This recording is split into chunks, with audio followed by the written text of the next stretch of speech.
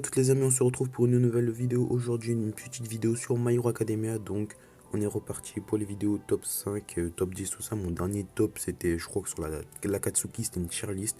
Et je compte même la refaire plus tard. Enfin bref, aujourd'hui, top 5 des personnages les plus sous-cotés de My Hero Academia. Donc, selon moi, ce ne sont pas les plus sous-cotés, mais ce sont des personnages sous-cotés. Ils ne sont pas assez mis en avant. Alors que certains ont des alters super utiles et super puissants. Et d'autres personnes pensent le contraire. Alors je vais vous démontrer dans cette vidéo que non. Aujourd'hui dans cette vidéo on va prendre en compte les scans, donc il y aura des spoilers, donc attention à vous. N'hésitez pas à lâcher un like, à vous abonner, à partager, à commenter, venez me suivre sur TikTok. Le TikTok s'affiche juste en bas là. Et les amis, sans plus attendre, on est parti. Très bonne vidéo à vous. C'est parti, let's go.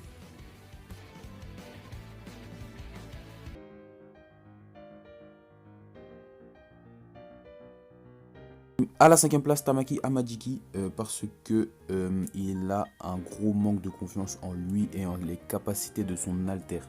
Surtout dans la capacité de son alter, parce qu'il fait partie du Big Tree, donc tu vois, il a une image à perpétuer, à garder. Et il se compare trop à Mirio, parce que Mirio, oui, il est certes plus fort que lui, meilleur que lui, plus talentueux, mais il se compare trop avec lui, alors que lui aussi, il a un bête d'alter, qui est de base un alter inutile, qu'il a pu rendre utile. L'assimilation, c'est pas un alter de merde, hein. Tout ce qu'il mange, eh ben, ça peut devenir un membre de son corps, c'est un truc de ouf quand même. Genre, dis-toi, il mange du poulpe, il mange une tentacule de poulpe, ben, ça lui crée une tentacule, tu vois. Et du coup, dans les scans, il va donc du coup améliorer sa transformation appelée hybride. Et il va gagner un mini gain de confiance en lui grâce au fait de traîner avec Fagum, son mentor entre guillemets, et Kirishima. Et rappelez-vous aussi de la masterclass qu'il a fait pendant la saison 4, pendant l'arc des 8 préceptes. Ce 3v1 qu'il a fait, il était incroyable. Bon, maintenant les amis, ça va être un peu de spoil, donc faites attention à vous skipper.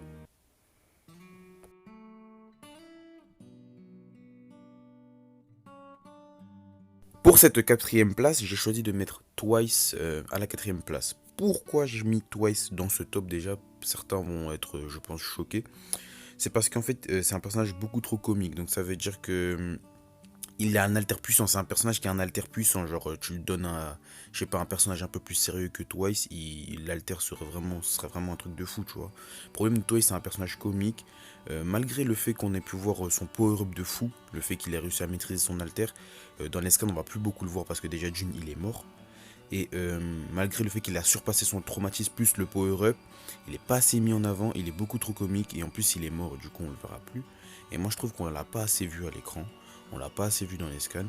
Je pense que ceux qui ont vu les scans ils voient de quoi je parle, de toute façon je vous l'ai dit, il y avait des spoilers. Comme il est mort face à Hawks, son seul moment de gloire en fait vraiment c'était son combat contre Hawks et le fait qu'il a dit qu'il protégerait ses amis jusqu'à qu'il meure quoi tout simplement. Et le fait qu'il ait surpassé son traumatisme, donc le fait qu'il puisse se dédoubler beaucoup de fois maintenant, ça va jouer déjà, ça va être un impact dans sa mort parce que du coup, à force de se dédoubler, en fait, il va mourir déjà d'épuisement et des blessures qu'il a subies face à Hawks. Donc déjà, c'est chaud. Et en plus, il a un alter archi puissant. Genre, même Hawks le dit, il l'aurait dit. Hein.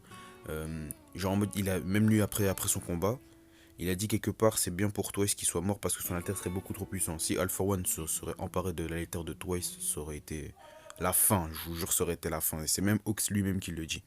Malgré ça, il aura son moment de gloire, donc il va tuer, je crois, un héros, un héros qui allait faire du mal à Toga et, je crois, Mister Compress.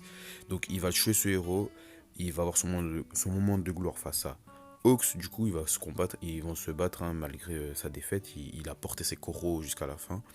Et mention honorable aussi à la scène d'adieu, quand il fait ses adieux à Himiko et à Mister Compress. Himiko le prend une dernière fois dans ses bras et après ils fond tout simplement. Et c'était une scène vraiment triste. Moi je trouve que c'est une des morts les plus tristes parce qu'en vrai dans My Hero Academia il n'y a pas beaucoup de morts, hein, pour l'instant je dis bien. Mais bon voilà. On passe maintenant les amis à la troisième place.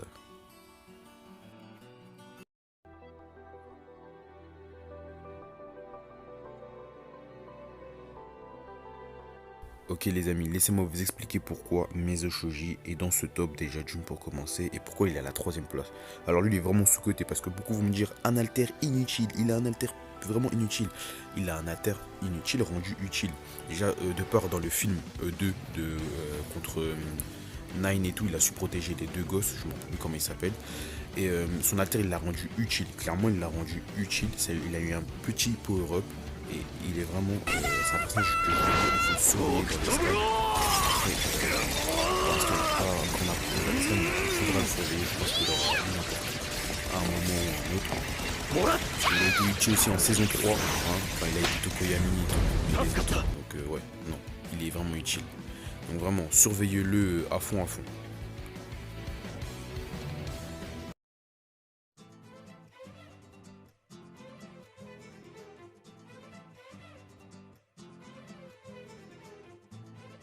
Pour Machiaro, ça va être la même chose. Il a un alter inutile et il a réussi, on va dire, entre guillemets, à le rendre utile parce que du coup, je vais pas te mentir, t'as un alter, c'est une queue, faut que ça sert à quelque chose. Et en plus, toi, t'as un combattant, donc du coup, oui, autant combattre avec ton alter de queue. Mais on va dire que son alter, il n'a pas vraiment été rendu utile pour l'instant et il est oublié de l'auteur, tout comme Mezo Shoji. Hein. Il a eu son importance au début de la saison, saison 1. Hein, et après, dans les scans aussi, il a eu une importance. Dans la saison 5 aussi, face à la classe B, il a eu son importance. Par contre, il n'a pas de power-up. Et il est vraiment mais genre oublié de l'auteur, mais à la mort. Et pour l'instant, je trouve qu'il n'est toujours pas assez mis en avant. Comme je vous le dis, bah, tout simplement oublié par l'auteur. Mais je pense que il aura son petit moment un jour ou l'autre, ou même pas. Je pense même qu'il n'aura jamais de moment. Je pense qu'il sera oublié jusqu'à la fin de l'œuvre. Parce que c'est fait pour être un personnage secondaire. Mais contrairement à Mezo Shoji, lui, il est vraiment fait. Genre, c'est un personnage qu'on aurait dû mettre de plus en plus en avant, comme Tokoyami ou Shoto, tout simplement.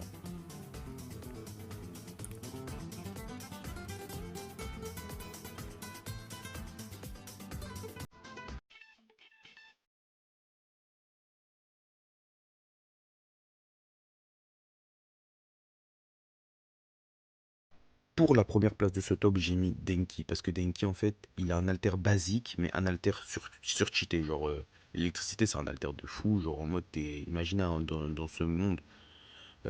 Imaginez dans ce monde, dans le monde dans lequel nous vivons, on a des alters et on a l'alter de l'électricité, c'est un truc de fou. Il est beaucoup trop mis sur le côté par l'auteur, mais euh, ce qui va être, on va y remédier. L'auteur va y remédier dans les scans.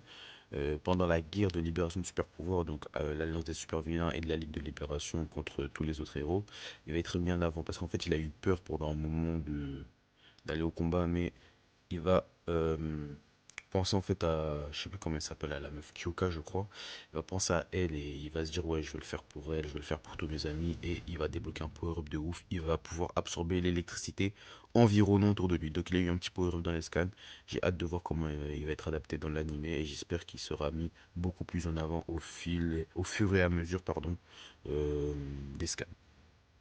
Les amis, c'est la fin de cette vidéo. Donc, c'était une toute petite vidéo sur les personnages les plus sous-cotés de My Hero Academia. Selon moi, il y aura une partie 2 parce que j'ai d'autres personnages, selon moi, qui sont sous-cotés aussi. Je vous fais des petites mentions honorables en fin de vidéo. Euh, J'espère quand même que cette vidéo vous aura plu. Et n'hésitez pas à lâcher votre pouce bleu, ça donne à partager, à commenter. Et sans plus attendre, on va passer, les amis, aux mentions honorables. Donc, nous sommes partis. Donc mention honorable à Ochako, mention honorable à lui, je sais plus comment il s'appelle, mais il a un bête d'alter, mais il est beaucoup trop mis sur le côté. Mention honorable à Joe Sylvestre, mention honorable à Momo Yorozu avec un bête d'alter, mais beaucoup trop mis sur le côté. Mention honorable à Kyoka, mention honorable à Anima, mais en vrai pas trop trop. Et mention honorable à Aoyama, et on reparle de lui dans une prochaine vidéo.